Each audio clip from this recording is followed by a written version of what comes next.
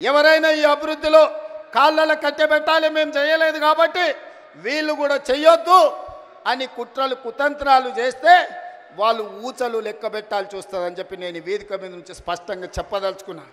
మీరు కుట్రలు చేయొచ్చు, మీరు కుతంత్రాలు చేయొచ్చు, అక్రమంగా సంపాదించిన సంపద పెట్టి కిరాయి మనుషులను దేవచ్చు.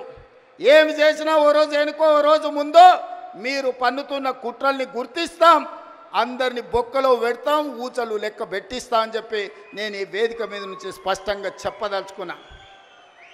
ఇవాళ ఒకడొకడు మాట్లాడుతున్నాడు. ఒక ఆయన పెద్ద మనిషి మన వచ్చి అన్నాడు, 10 నెలలనే తెలంగాణ ప్రజలు ఏం కోల్పోయారో వాళ్ళకి తెలిసిందని.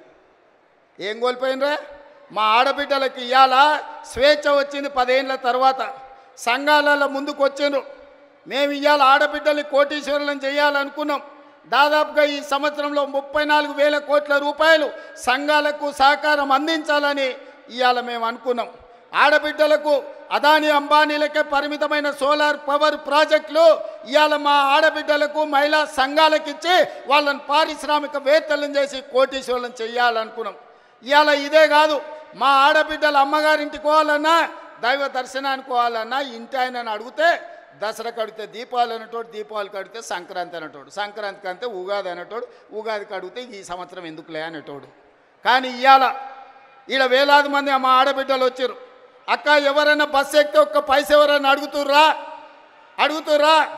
ఇవాళ ఈ తెలంగాణ రాష్ట్రంలో 1,10,00,000 మంది ఆడబిడ్డలు 3,700 కోట్ల రూపాయలు 11 నెలల మా పొన్నం ప్రభాకర్ గారి మంత్రివర్గంలో ఆడబిడ్డలకు ఉచిత బస్సు ప్రయాణానికి ఖర్చు పెట్టి ఈరోజు మా ఆడబిడ్డలు స్వేచ్ఛగా ఇంటైన పనికి వచ్చే లోపు అమ్మగారింటికి పోయి అమ్మని చూసి వెనక్కి వచ్చేటంత వెసులుబాటు ఈరోజు మన ప్రభుత్వంలో వచ్చింది.